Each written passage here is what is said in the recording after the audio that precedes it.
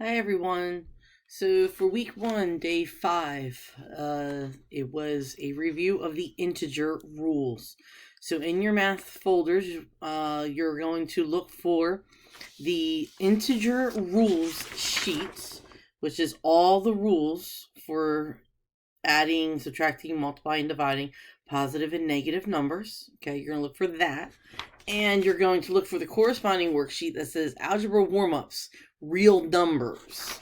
Okay, so you're going to look for that one. So you can go ahead and pause the video and find that and get a pencil so you can do your work. I'll wait for you.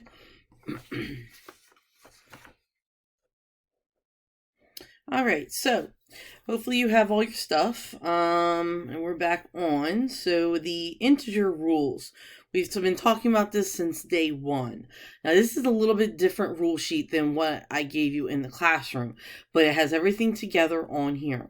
So you're going to use this rule sheet to help you with the worksheets.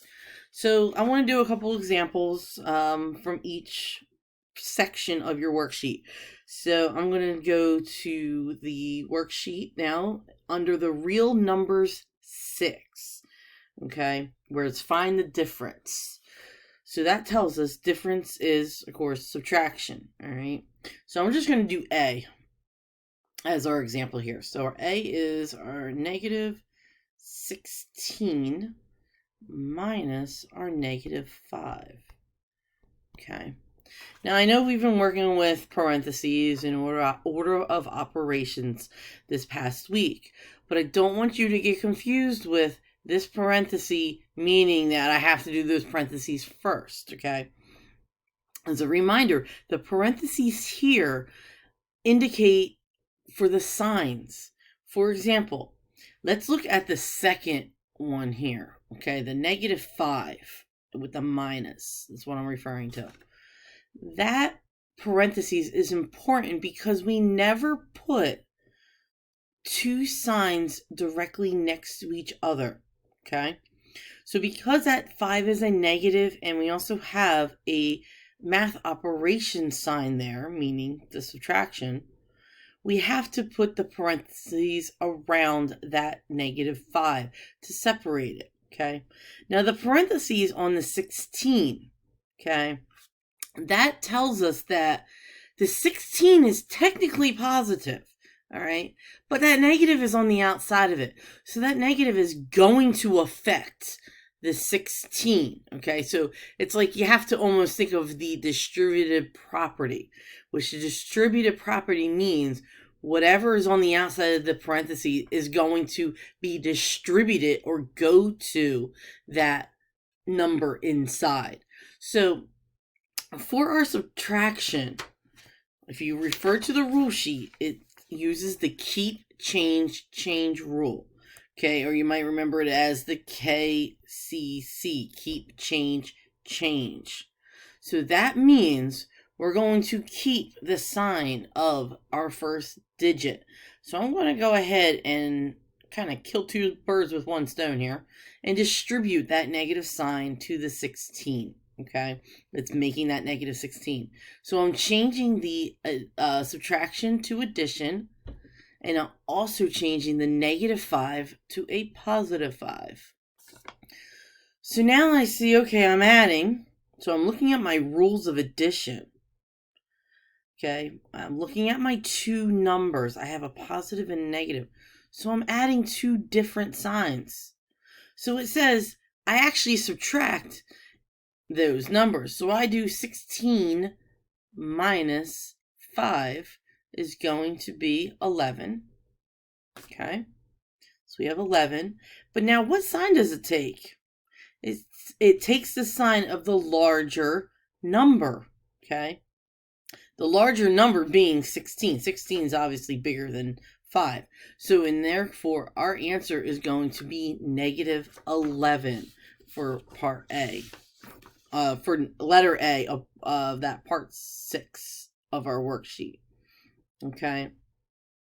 The other ones I want you to do, okay, there is a fraction one, but it's an easy fraction one. There's common denominators there. All right. So you can go through and do that section. going to give us a new screen here.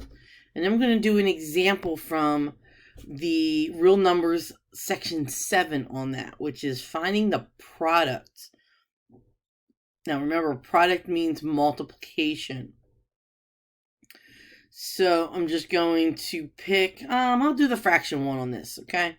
I know we've dealt with a little bit with fractions, but not too much. And if you don't have a calculator at home, whoops, you might find this one a little challenging. So I'll do this one as the example.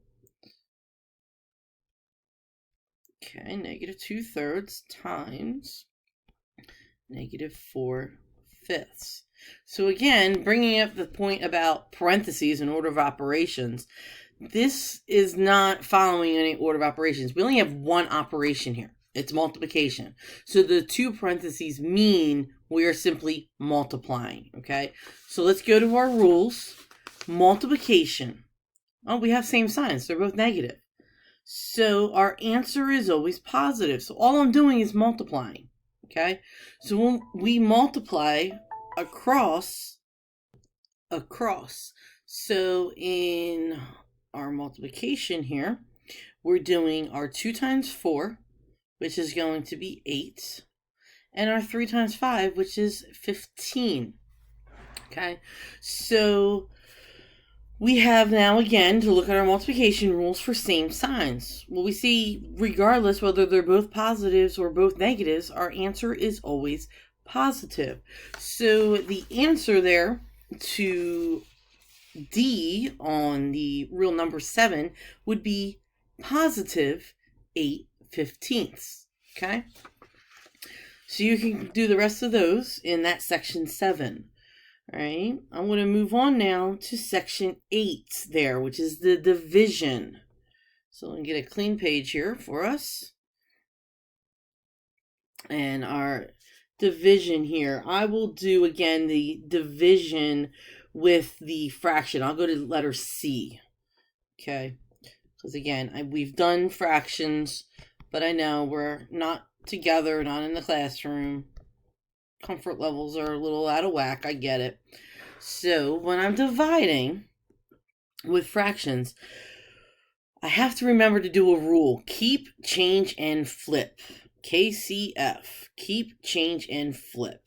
So that means I keep the first fraction. I change the division to multiplication. Okay. And I flip the second fraction. So I'm going to flip that literally to be negative 3/2. Okay. So keep, change, flip. Now I'm just following my rules of multiplication, which I see same signs as just multiplying straight across. 3. 2 times 2 is 4. They're both negatives, so my answer is a positive 3/4.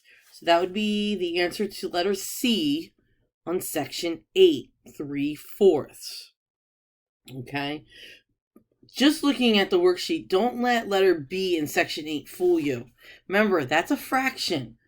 36/9, and it's negative. A fraction means division. So all you're doing is dividing 36 divided by 9, okay? And then you're going to figure out is it positive or negative. So don't let that fool you, all right? Going on to section 10, it's a word problem. I'm going to read it to you. Find the difference. In January, the average daily low temperature in Fairbanks, Alaska was negative 18 degrees Fahrenheit.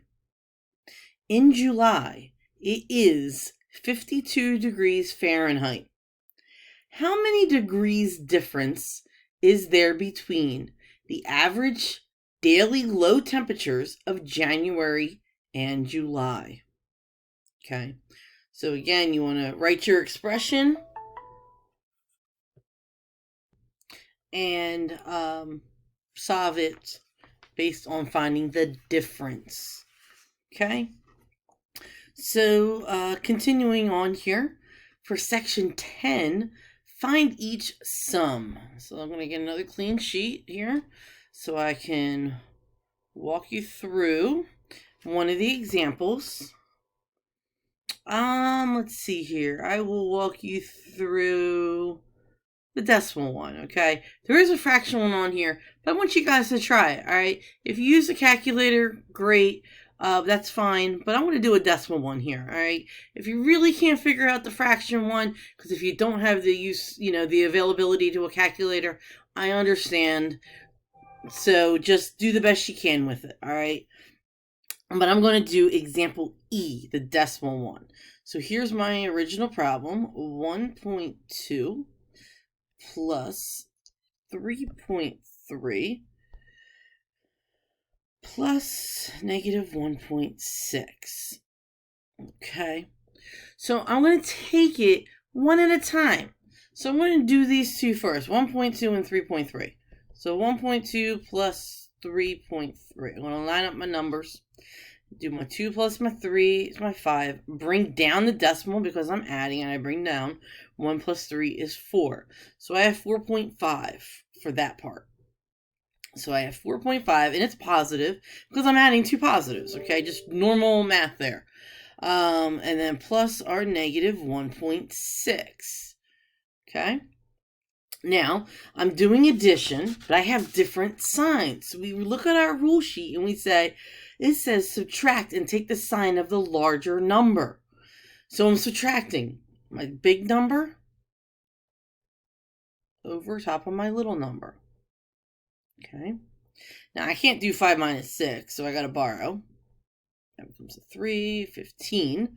So 15 minus 6 would be 9. Again, I'm subtracting, so I just bring that decimal down. And then 3 minus 1 is 2.